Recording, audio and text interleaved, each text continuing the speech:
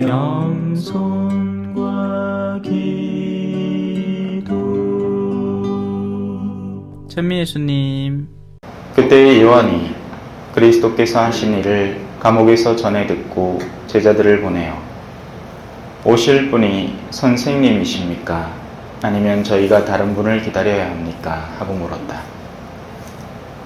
예수님께서 그들에게 대답하셨다. 요한에게 가서 너희가 보고 듣는 것을 전하여라.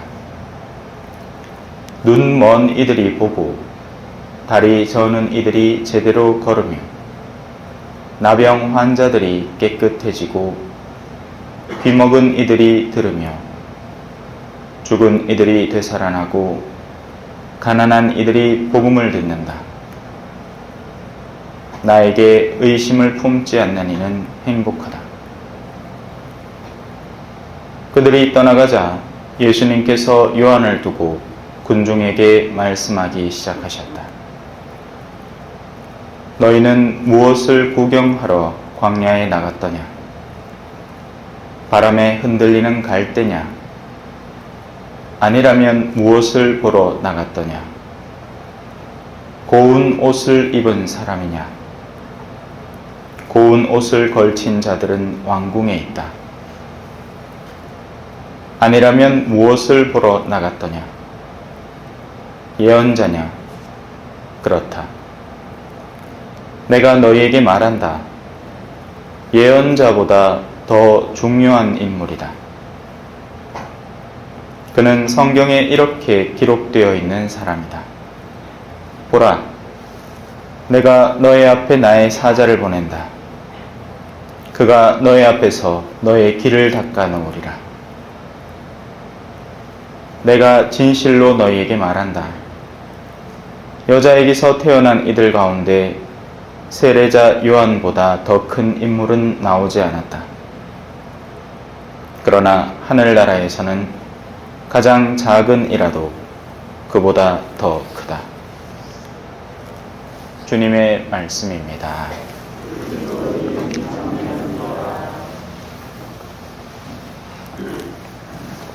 찬미 예수님. 우리 교회는 전통적으로 연중에, 그러니까 1년에 두 가지 시기를 참회와 보속의 시기로 삼습니다. 당연히 하나는 사순이죠. 그리고 다른 하나는 이 대림시기입니다. 그래서 대림시기가 시작이 되면 또 우리 한국 교회의 전통에 따라서 판공이 시작이 되고요. 원래 판공이라는 건 그 사람의 성과를 이렇게 분별하는 자리입니다. 근데 이제 그게 고해성사하고 뒤섞여 버리면서 원래는 고해성사 전에 판공을 하고 그리고는 죄의 고해를 해서 용서를 얻는 구조가 이제 하도 그렇게 진행이 막 되다 보니까 그동안에 그냥 내가 어떻게 지내왔나를 반성하는 자리 정도로 바뀌어 버리는 거죠. 그러면서 고해성사의 본래적인 의미가 많이 상실돼 버렸습니다. 마치 약국을 아플 때 가야지 약국이잖아요. 그죠? 근데 정작 자기 아플 때는 나는 괜찮다 하면서 있다가 1년에 2번 무슨 영양제 주는 행사 한다고 그제서야 약국을 가서 자기한테 필요도 없는 영양제를 받아오는 느낌입니다. 그러면 약국은 약국대로 의미가 없고 그 약국을 드나드는 사람도 원래 목적과는 전혀 상관없는 행동을 하고 있는 거죠. 그리고 정작 자기가 아플 때 약이 꼭 필요하고 약사도 나름 학교에서 공부하고 오는 사람이잖아요. 그에 상응하는 진단을 적절히 받고 대응을 찾는 데는 소홀히 해버리는 겁니다. 그냥 배 이래 몇 번 쓰면 낫는다 하고 약국, 그 말라가 돈 쓰노 이런 느낌이죠. 그렇게 지내다 보니 그 기간이 점점 길어지다 보니 교회는 자기 자신을 바라보는 잣대, 그러니까 하느님께서 우리를 어떻게 보실까에 대한 관념을 잘못 형성시켜 버렸습니다. 그래서 내가 신자로서 잘 사는가 못 사는가 거의 하나의 기준밖에 없습니다. 주일 미사를 나오는가 안 나오는가.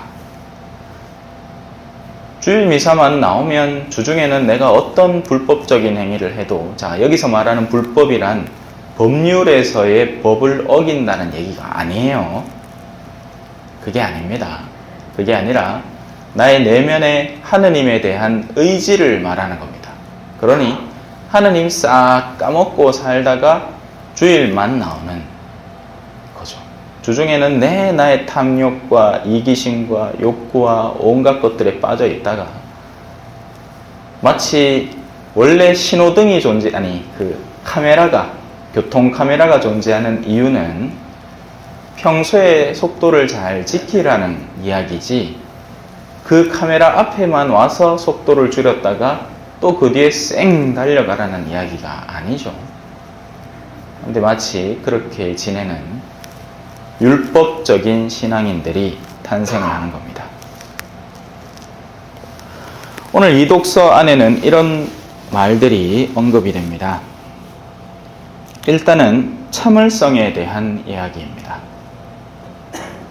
왜냐하면 하느님께서 사람에게 무엇을 바라시고 사람이 어떻게 해야 그 하느님의 뜻을 따르고 살아가는지를 아는 사람이라면 지금 일어나고 있는 이 현실의 여러 가지 난관들이 인내의 대상으로 다가오기 때문입니다. 어떤 때는 알면서도 가만히 잠자코 있어야 될 때도 있고, 그 내면의 의중을 충분히 알고 있는데도 견뎌야 하는 때가 있죠. 하지만 희망이 있습니다.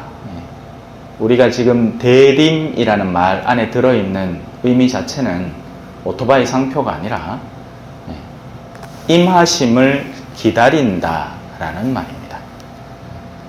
예수님께서 다가오시는 날을 기다리고 있다. 그리고는 성탄으로 그냥 손 털고 지나가는 게 아닙니다. 대림의 보다 확장된 의미는 예수 그리스도께서 반드시 오신다. 그리고 그분은 돌아오실 때는 심판관으로 오시니 너희는 미리 심판하지 말고, 왜냐하면 우리가 이 지상에서부터 심판을 시작해버릴 때 우리의 마음이 편치 않기 때문입니다. 심판은 하느님의 몫이죠. 그러나 우리는 식별을 하면서 살아가야 됩니다. 밟지 않을 얼음이 있다면 조심히 건너가야죠. 안 그러고 그 살얼음판을 섣불리 디디다가는 발이 빠지고 추위에 시달리게 되니까요. 그 가운데 오늘 이 독서는 이 이야기를 합니다. 형제 여러분, 서로 원망하지 마십시오. 원망이라는 것은 상대에 대해서 부정적인 것을 잔뜩 가지고 있는 내면을 말합니다.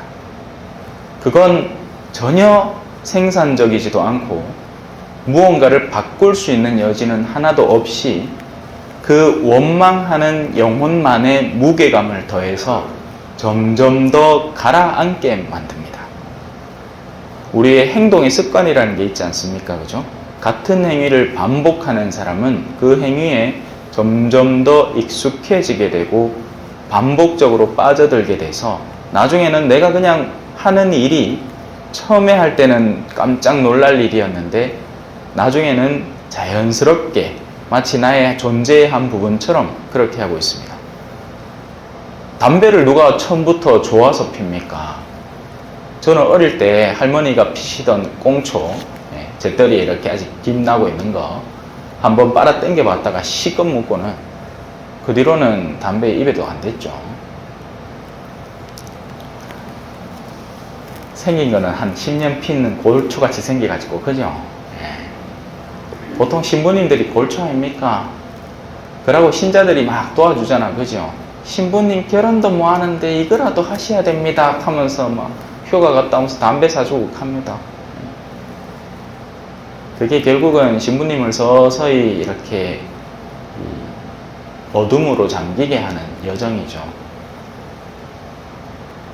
육체는 한계가 있으니까요. 그죠? 못 견뎌내는. 자, 그래서 그런 원망의 상태를 꾸준히 유지하다 보면 자신의 영혼이 어느샌가 무게를 갖고 있다는 걸 알아야 되는데 이해가 잘 안 되는 겁니다. 왜? 눈에 당장 보이지 않기 때문이죠. 그리고 그런 무게감을 지닌 사람들은 빛으로 자기 스스로 나오기를 굉장히 힘들어합니다. 왜냐하면 지금까지 쌓아온 무게감과 어둠 때문에 그것이 빛에 밝혀지는 것은 곧 수치를 의미하기 때문이죠. 그래서 갈수록 더 잠겨듭니다. 그리고 그런 영혼들을 위해서 오늘 복음에 나오는 세례자 요한 같은 이들이 메시지를 전하는 겁니다. 그쪽으로 가면 안 돼. 세례자 요한은 언뜻 그 당시의 주변 사람들에게 굉장히 별난 사람, 날카롭고 냉철하고 냉정하기까지 한, 심지어는 못됐다라고 표현하는 사람이었습니다. 반면 예수님은 이제 흔히 알려지기를 푸근하다라고 알려져 있죠. 하지만 가만히 예수님의 삶을 성경을 읽어보신 분들이라면 아시겠지만 예수님도 푸근하지만은 않았습니다. 그 푸근한 분이 성전에서 왜 채찍을 휘둘려요? 왜 바리사이들이나 율법학자들한테 이 위선자들하고 고함을 질렀겠느냐고요. 때로는 분노에 가득 찬 올바른 분노, 정의로운 분노에 가득 찬 시선으로 그들을 바라보기도 했습니다. 무엇이 옳은 일이냐라고 물으면서 말이죠.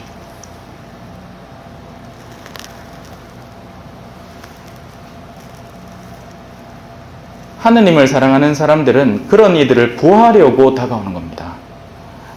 구하지 않을 것 같으면 싫은 소리를 왜 해요? 안 그래요? 여러분 관심 없으면요 아무 얘기도 안 하면 됩니다. 하지만 들려주고 상대가 듣는 순간에도 딴청을 피우더라도 또 한 번 들려주는 겁니다.